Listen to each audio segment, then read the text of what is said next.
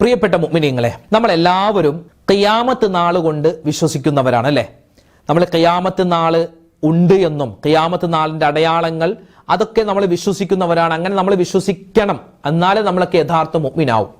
ഖിയാമത്ത് നാൾ വരുന്നതിന് മുമ്പ്, സംഭവിക്കുന്നതിന് മുമ്പ് ലോകത്ത് ഉണ്ടാകുന്ന ഒരു അടയാളമാണ് ദജ്ജാൽ വരിക. ഈസാ നബി ദജ്ജാലിനെ കൊല്ലുമെന്നൊക്കെ നമ്മൾ കേട്ടിട്ടുണ്ട്. അപ്പൊ ഈ ദജ്ജാൽ വരാൻ ഇനി അധികം താമസമൊന്നുമില്ല. ദജ്ജാൽ വരാൻ കുറച്ച് നാളുകൾ മാത്രമാണുള്ളത്. ദജ്ജാൽ എന്ന് പറഞ്ഞാൽ ആരാണ്? അതൊരു ഏലിയൻ ആണോ? അതൊരു വലിയ സൂപ്പർമാനാണോ? സൂപ്പർ വുമൺ ആണോ? മനുഷ്യനാണോ? നമുക്ക് പലർക്കും ഉള്ള ഒരു സംശയമാണ്. നമുക്ക് ഇന്നത്തെ ക്ലാസ് ഒരു ചരിത്ര പഠന ക്ലാസ് ആണ്. നമുക്ക് ദജ്ജാലിനെ പറ്റി ഒന്ന് കേൾക്കാം. അവന്റെ രൂപം, അവന്റെ കോലം, അവൻ എവിടെ വരും, എന്തൊക്കെ ചെയ്യും. അതോടൊപ്പം തന്നെ ദജ്ജാലിനെ 2 കണ്ണുകൾ കൊണ്ട് കാണുകയും ദജ്ജാലിനോട് സംസാരിക്കുകയും ചെയ്ത ഒരേ ഒരാളെ ഉള്ളൂ, അതൊരു സ്വഹാബിയാണ്. നമുക്ക് ആ സ്വഹാബിയെ പറ്റി ഒന്ന് കേട്ടാലോ? കേട്ടാൽ കേട്ടിരുന്നു പോകുന്ന സുന്ദരമായ ഒരു ചരിത്രം ഇൻഷാ അല്ലാഹ് ഇന്നത്തെ ക്ലാസ്സിൽ നമുക്ക് കേൾക്കാം. അല്ലാഹു തആല ദജ്ജാലിന്റെ അദാബിനെ തൊട്ട് കാത്തുരക്ഷിക്കുമാറാവട്ടെ. ആമീൻ. അസ്സലാമു അലൈക്കും വറഹ്മത്തുള്ളാഹി തആല വബറകാതുഹു. ബിസ്മില്ലാഹിർ റഹ്മാനിർ റഹീം. അൽഹംദുലില്ലാഹി വഖഫാ വസ്സലാമുൻ അലാ ഇബാദിഹിൽ ലദീന ഇസ്തഫാ അമ്മാ ബഅദ്. ബഹുമാന സ്നേഹം നിറഞ്ഞ മുത്തു മുഅ്മിനീങ്ങളെ, അല്ലാഹു റബ്ബുൽ ഇസ്സത്ത് നമ്മളെ എല്ലാവരെയും അനുഗ്രഹിക്കുമാറാവട്ടെ. ഇരുലോക വിജയികളിൽ റബ്ബ് തആല നമ്മളെ എല്ലാവരെയും ഉൾപ്പെടുത്തുമാറാവട്ടെ. അല്ലാഹു തആല എല്ലാവിധത്തിലുള്ള ആപത്ത്, മുസീബത്ത്, കണ്ണേർ, സിഹറുകളെ തൊട്ടുള്ള കാവൽ തരുമാറാവട്ടെ. ആമീൻ യാ റബ്ബൽ ആലമീൻ. നമ്മുടെ കൂട്ടത്തിൽ നിരവധി സഹോദരിമാര്, സഹോദരങ്ങള്, വാപ്പമാര്, ഉമ്മമാര്, ചെറിയ കുട്ടികൾ ഉൾപ്പെടെ ഹോസ്പിറ്റലുകളിലൊക്കെ അഡ്മിറ്റ് ചെയ്യപ്പെട്ടിരിക്കുകയാണ്. പലർക്കും പല അസുഖങ്ങളാണ്, പല രോഗങ്ങളാണ്. ചില ആളുകളുടെയൊക്കെ ശരീരഭാഗത്ത് ചില തടിപ്പ് പോലെ വന്നിട്ട് അത് കുത്തിയെടുത്തിട്ട് അയച്ചിരിക്കുകയാണ്. റിസൾട്ട് കാത്തിരിക്കുന്നു പലരും. അള്ളാഹുവേ പടച്ചവനെ, മാരകമായ ഒരു അസുഖവും ഞങ്ങൾക്ക് തന്ന് നീ പരീക്ഷിക്കല്ലേ റഹ്മാനെ. ഞങ്ങൾക്കൊക്കെ ഈമാൻ കുറവാണ് റബ്ബേ, ഇഖ്ലാസ് കുറവാണ് അല്ലാ. ആർക്കെല്ലാം എന്തെല്ലാം രോഗങ്ങളുണ്ടോ നീ ശിഫയാക്കി കൊടുക്കണേ റഹ്മാനെ. മാനസികമായ സന്തോഷം ഞങ്ങൾക്ക് എല്ലാവർക്കും നൽകണേ അല്ലാ. ആമീൻ യാ റബ്ബൽ ആലമീൻ. പ്രിയപ്പെട്ട മുഅ്മിനീങ്ങളെ, ലോക അവസാനം ഇതാ അടുത്തിരിക്കുകയാണ്. ലോക അവസാനത്തിന്റെ അടയാളങ്ങൾ പലപ്പോഴും നമ്മൾ കേട്ടിട്ടുണ്ട്, നമ്മൾ മദ്രസയിലൊക്കെ പഠിച്ചതാണ്. നമ്മൾ ലോക അവസാനത്തിന്റെ അടയാളത്തിൽ, ലോക അവസാനത്തിന്റെ ഖിയാമത്ത് നാളിന്റെ കഴിഞ്ഞുപോയ ഒരുപാട് അടയാളങ്ങളുണ്ട്. ഖിയാമത്ത് നാളിന്റെ ഇപ്പോൾ നിലനിൽക്കുന്ന കുറെ അടയാളങ്ങളുണ്ട്. ഇനി ലോക അവസാനം അടുക്കുമ്പോൾ സ്പെഷ്യലായി വരുന്ന വലിയ ചില അടയാളങ്ങളും ഇനി വരാനുണ്ട്. ലോക അവസാനത്തിന്റെ അടയാളത്തിൽ വളരെ പ്രധാനപ്പെട്ട ഒരു അടയാളമായി വിശുദ്ധമായ ഖുർആനിലും അള്ളാഹുവിന്റെ റസൂൽ സ്വല്ലല്ലാഹു അലൈഹി വസല്ലമ തങ്ങളുടെ ഹദീസിലും പരിചയപ്പെടുത്തപ്പെട്ട ഒരു അടയാളമാണ് മസീഹുദ് ദജ്ജാൽ കടന്നു വരിക. ഒറ്റക്കണ്ണൻ ദജ്ജാൽ. ദജ്ജാൽ ഇതാ വരാൻ സമയമായി. എന്താ ഉസ്താദ് അങ്ങനെയൊക്കെ പറയാം? ഞങ്ങളെ പേടിപ്പിക്കുവാണോ?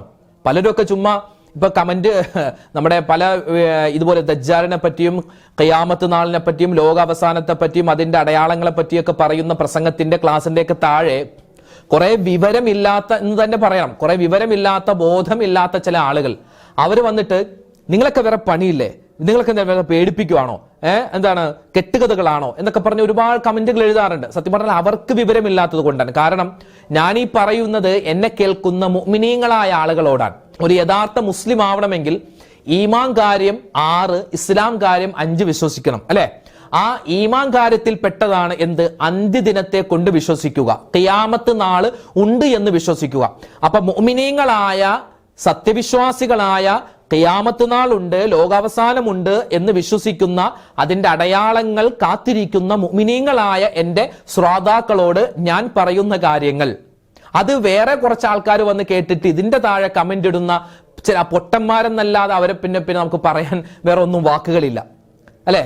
അവരോടല്ലല്ലോ നമ്മൾ പറയും. എന്റെ മുമ്പിൽ ഇരിക്കുന്ന പാവപ്പെട്ട ഉപ്പമാർ, അവർ നമ്മളൊക്കെ മുഅ്മിനീങ്ങളാണ്. നമ്മൾ മുഅ്മിനാവണമെങ്കിൽ ഖിയാമത്ത് നാളിനെ കൊണ്ട് വിശ്വസിക്കണം. അങ്ങനെ ഖിയാമത്ത് നാളിന്റെ അടയാളങ്ങളിൽ പ്രധാനപ്പെട്ട ഒന്നാണ് ദജ്ജാൽ വരിക. അല്ലാഹു തആല ദജ്ജാലിന്റെ ഉപദ്രവത്തെ തൊട്ട്, ഷർറിനെ തൊട്ട് രക്ഷപ്പെടുന്ന ഒരുപാട് ആളുകളുണ്ട്. അവരിൽ നമ്മളെയും ഉൾപ്പെടുത്തുമാറാവട്ടെ.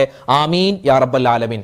പ്രിയപ്പെട്ടവരെ, ഇപ്പോ ദജ്ജാൽ എന്ന് കേൾക്കുമ്പോ നമ്മുടെയൊക്കെ മനസ്സിൽ വരുന്ന ഒരു ചിത്രമുണ്ട് അല്ലെ? വലിയൊരു മുഖം, മുടിയൊക്കെ ഇങ്ങനെ ഇട്ടിട്ട് അല്ലെ, നെറ്റിയിൽ വലിയൊരു കണ്ണ്, അതാണ് ദജ്ജാൽ എന്ന് നമ്മൾ വിശ്വസിക്കുന്നുണ്ട്. പക്ഷെ അങ്ങനെയല്ല ദജ്ജാൽ. ഇപ്പൊ നമ്മള് ഗൂഗിളിലൊക്കെ സെർച്ച് ചെയ്താൽ ദജ്ജാൽ എന്ന് നമ്മൾ സെർച്ച് ചെയ്താൽ വരുന്ന അങ്ങനെയാണ്. ഈ നെറ്റിയിൽ വലിയൊരു കണ്ണ്, ഒറ്റക്കണ്ണ്, സത്യം പറഞ്ഞാൽ ഒറ്റക്കണ്ണൻ ദജ്ജാൽ എന്ന് പറയുമല്ലോ, നമ്മൾ മദ്രസയിലൊക്കെ അങ്ങനെയാ പഠിച്ചത്. ഒരു കണ്ണല്ല അവനുള്ളത്, 2 കണ്ണും അവനുണ്ട്. നമുക്ക് ദജ്ജാലിനെ പറ്റി ഒന്ന് കേട്ടാലോ? കാരണം നബി സല്ലല്ലാഹു അലൈഹി വസല്ലമ തങ്ങളുടെ ഒരു ഹദീസിൽ കാണാം, എന്താണ്? എല്ലാ നബിമാരും അവരുടെ സമൂഹത്തോട് ദജ്ജാലിനെ പറ്റിയുള്ള മുന്നറിയിപ്പ് കൊടുത്തിട്ടുണ്ട് എന്നാണ്. എല്ലാ പ്രവാചകന്മാരും അവരുടെ സമൂഹത്തോട് ദജ്ജാലിനെ പറ്റി പറഞ്ഞിട്ടുണ്ട്. ദജ്ജാലിനെ പറ്റി പറയാത്തൊരു പ്രവാചകനും കടന്നുപോയിട്ടില്ലെന്നാണ്. ദജ്ജാൽ അവൻ ആരാണ്? മനുഷ്യനാണ്. ദജ്ജാൽ മനുഷ്യനാണ്. അത് മഹാനായ നൂഹ് നബി അലൈഹി സ്വലാത്തു വസ്സലാമിന്റെ സന്താന പരമ്പരകളിൽ വന്ന ഒരുത്തനാണ് ഈ ദജ്ജാൽ. ഇൻഷാ അല്ലാഹ് നമുക്ക് അതിലേക്ക് കടക്കാം. ഈ ദജ്ജാലിന്റെ ഫുൾ നെയിം എന്താണെന്നറിയോ? ഒരു ദജ്ജാലിനെ പറ്റിയുള്ള ഒരു ചെറിയൊരു പഠനമായാലോ? അതൊക്കെ നമ്മൾ മനസ്സിലാക്കിയിരിക്കേണ്ടതല്ലേ? എപ്പോഴും ദിക്റും സ്വലാത്തും മാത്രമായാലോ? നമുക്ക് ദജ്ജാലിനെ പറ്റി ഒന്ന് കേൾക്കണ്ടേ? ദജ്ജാൽ എന്ന് പറഞ്ഞാൽ അവന്റെ ഫുൾ നെയിം മസീഹുദ് ദജ്ജാൽ എന്നാണ്. മസീഹുദ് ദജ്ജാൽ എന്ന് ദജ്ജാലിന്റെ ഫുൾ നെയിം. രണ്ടാമത് ഈസാ നബിയുടെ പേരെന്താണ്? ഈസാ നബിയുടെ ഫുൾ നെയിം മസീഹു ഈസ ബിനു മറിയം എന്നാണ്. അപ്പൊ ദജ്ജാലിനും മസീഹ് എന്ന് പറയും, ഈസാ നബിക്കും മസീഹ് എന്ന് പറയും. 2 പേർക്കും മസീഹ് എന്ന് പറയും. എന്താണ് ഈ മസീഹ്? മസീഹ് എന്ന് പറഞ്ഞാൽ മസഹ എന്ന പദത്തിൽ നിന്നാണ് മസീഹ് എന്ന പദം വന്നത്. മസഹ എന്ന് പറഞ്ഞാൽ തലോടുക, തുടച്ചു നീക്കുക, നീക്കം ചെയ്യുക എന്നാണ്. ഈസാ നബി അലൈഹി സ്വലാത്തു വസ്സലാമിന് മസീഹ് എന്ന് പേര് വരാനുള്ള കാരണം, മഹാനായ ഈസാ നബി അലൈഹി സ്വലാത്തു വസ്സലാമിന്റെ കാലത്ത് കുറെ കുഷ്ഠരോഗികൾ ഉണ്ടായിരുന്നു, വെള്ളപ്പാണ്ട് രോഗികൾ ഉണ്ടായിരുന്നു. ഈസാ നബിയുടെ അടുക്കൽ വന്നിട്ട് പറയും, ഞങ്ങൾക്ക് വേണ്ടി ഒന്ന് ദുആ ചെയ്യണം. അപ്പൊ ഈസാ നബി എന്ത് ചെയ്യും? തന്റെ കൈകൾ കൊണ്ട് ബിസ്മില്ലാ എന്ന് പറഞ്ഞ് അവരുടെ കയ്യിൽ ഇങ്ങനെ തടവുമ്പോ, അവരുടെ ശരീരത്ത് തടവുമ്പോ അവരുടെ ആ കുഷ്ഠരോഗവും വെള്ളപ്പാണ്ട് രോഗവും ഒക്കെ പോകുമായിരുന്നു എന്നാണ്, ശിഫയാകും. അത് മഹാനവറുകൾക്ക് അല്ലാഹു തആല കൊടുത്തിട്ടുള്ള ഒരു മുഅ്ജിസത്തായിരുന്നു. എന്നാൽ ഈ മസീഹ് എന്ന് പറഞ്ഞ് ദജ്ജാലിനും പേരുണ്ട്. ദജ്ജാലിന് അങ്ങനെ പേര് വരാനുള്ള കാരണം എന്താണ്? അവൻ നന്മയെ തുടച്ചു നീക്കിയിട്ട് തിന്മ ലോകത്ത് സ്ഥാപിക്കുന്നവനാണ്. ഇനി വരാനുണ്ട് ദജ്ജാൽ, ഇനി വരും. അപ്പോ അതുകൊണ്ട് അവനിക്ക് മസീഹ് എന്ന് പേര് വന്നു. ഇനി ദജ്ജാൽ എന്ന് പറഞ്ഞാൽ അതിന്റെ അർത്ഥം എന്താ? ദജ്ജാല എന്ന് പറഞ്ഞാൽ കള്ളം പറയുക, മൂടി വെക്കുക. സത്യം പറഞ്ഞാൽ ദജ്ജാല് ഭയങ്കര നുണയനാണ്, നുണ പറയുന്ന ആളാണ്, സത്യത്തെ മൂടി വെക്കുന്ന ആളാണ്, വഴിപിഴപ്പിക്കുന്ന ആളാണ്. അതുകൊണ്ടാണ് ഇവനിക്ക് ദജ്ജാൽ എന്ന് പേര് വന്നത് എന്നാണ്. ഇനി ദജ്ജാൽ ഇന്നും ലോകത്ത് ജീവിച്ചിരിക്കുന്ന ഒരു അള്ളാഹുവിന്റെ സൃഷ്ടിയാണ് ദജ്ജാൽ. ദജ്ജാൽ എന്ന് പറഞ്ഞാൽ ഒരു മനുഷ്യനല്ലാത്ത സൂപ്പർമാൻ, അങ്ങനെയൊന്നുമല്ല. സൂപ്പർമാനോ അല്ലെങ്കിൽ സൂപ്പർ വുമണോ അല്ലെങ്കിൽ എന്താണ് ഏലിയൻസോ ഒന്നുമല്ല ഈ ദജ്ജാൽ. ദജ്ജാൽ എന്ന് പറഞ്ഞാൽ നമ്മളെപ്പോലെയുള്ള ഒരു മനുഷ്യനാണ്. പക്ഷെ അവനിക്ക് നമ്മൾക്കില്ലാത്ത പല കഴിവുകളും അല്ലാഹു തആല അവനിക്ക് കൊടുത്തിട്ടുണ്ടെന്നാണ് ദജ്ജാൽ. അതുകൊണ്ട് തന്നെയല്ലേ അവൻ ഇന്നും ജീവിച്ചിരിക്കുന്നത്. മഹാനായ നൂഹ് നബിയുടെ കാലം തൊട്ടേ ഈ ദജ്ജാൽ ഉണ്ട്, അവൻ ഇന്നും ജീവിച്ചിരിക്കുകയാണ്. അപ്പോൾ അവൻ എവിടെയാണ് ജീവിച്ചിരിക്കുന്നത്? Iran, Afghanistan, Tajikistan, Kyrgyzstan, Turkmenistan, Uzbekistan, ഇങ്ങനെ കുറെ രാജ്യങ്ങളുണ്ട്. ആ രാജ്യങ്ങളുടെയൊക്കെ ഏതോ ഒരു അതിർത്തിയിലാണ് ഇവൻ ഉള്ളത് എന്നാണ് ഇന്ന് പണ്ഡിതന്മാർ പറയുന്നത്. ഇനി ദജ്ജാലിന്റെ രൂപം കേട്ടോ. ദജ്ജാൽ ആരാണ്? റജുലുൻ, ഒരു പുരുഷനാണ്. ജസീമുൻ, തടിച്ച ഒരു പുരുഷനാണ് ദജ്ജാൽ. അഹ്മറു, ചുവന്ന കളർ, അവനിക്ക് ശരീരം മുഴുവൻ ചുമന്ന കളറായിരിക്കും. മാത്രമല്ല ഷാബുൻ, അവൻ വയസ്സായ ആളൊന്നുമല്ല, ഒരു യുവാവിന്റെ രൂപത്തിലാണ് അവൻ വരിക. റജുലുൻ ഖസീറുൻ, പൊക്കം കുറഞ്ഞ തടിച്ച ഒരു മനുഷ്യനാണ് ദജ്ജാൽ. ജഅദുൻ, അവന്റെ മുടിയുണ്ടല്ലോ അതിങ്ങനെ ചുരുണ്ട് പിണഞ്ഞു കിടക്കും, കണ്ടാൽ നമുക്കൊരു അറപ്പ് തോന്നുന്ന തരത്തിലാണ് അവന്റെ മുടി കിടക്കുന്നത്. പിന്നെയോ അഫ്ഹജു, അവൻ 2 കാലിന്റെ വിരലുകൾ അടുപ്പിച്ചു വെക്കും. 2 കാലുണ്ടല്ലോ, കാലിന്റെ വിരലുകൾ തമ്മിൽ രണ്ടിന്റെയും ഇങ്ങനെ അടുപ്പിച്ചു വെച്ചിട്ട് ഇങ്ങനെ താറാവ് നടത്തുണ്ട്. ഇങ്ങനെ ഒരു ഇങ്ങനെ ചരിഞ്ഞും നടക്കുന്ന അതുപോലെയാണ് അവൻ നടക്കുക. പിന്നെയോ അവൻ നടക്കുന്നത് തല കുനിച്ചാണ്. അവനിക്ക് കഷണ്ടി ഉണ്ടെന്നാണ്, അതായത് മുടി ഇങ്ങനെ മുകളിലേക്ക് കയറിയിരിക്കുന്നവനാണ്. മാത്രമല്ല അവനിക്ക് ഒറ്റക്കണ്ണൻ ദജ്ജാൽ എന്ന് പറഞ്ഞാൽ ഒരു കണ്ണല്ല ഉള്ളത്, അവനിക്ക് 2 കണ്ണുണ്ട്. ദജ്ജാലിന് 2 കണ്ണുണ്ട്. ഇടത് കണ്ണിന് മാത്രമാണ് അല്പം കാഴ്ചയുള്ളത്, വലത് കണ്ണിന് കാഴ്ചയില്ല. അതുകൊണ്ടാണ് ഈ ഒറ്റക്കണ്ണൻ ദജ്ജാൽ എന്ന് പറയുക.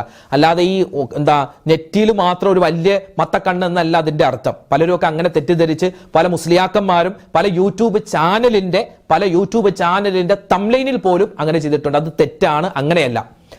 പല ഉസ്താദുമാരും ഒക്കെ അങ്ങനെ പറയുന്നുണ്ട്, അങ്ങനെയല്ല. കിതാബിലൊക്കെ വ്യക്തമായിട്ട് കാണാമല്ലോ.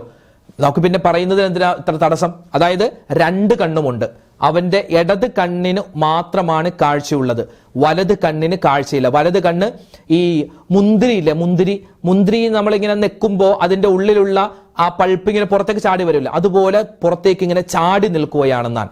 ഐനബത്തുൻ തോഫിയ, തൊലിയിൽ നിന്നും പുറത്തേക്ക് തെറിച്ച മുന്തിരി പോലെയാണ് അവന്റെ വലത് കണ്ണുള്ളത്. ഇതാണ് ദജ്ജാൽ. ദജ്ജാൽ വരും. ദജ്ജാൽ വന്നിട്ട് ലോകത്ത് മുഴുവനും സഞ്ചരിക്കുമെന്നാണ്. 40 ദിവസമായിരിക്കും ദജ്ജാൽ ഉണ്ടാവുക. അവൻ ലോകത്ത് മുഴുവനും വരും. മക്കയിലും മദീനയിലും അവൻ കയറൂല.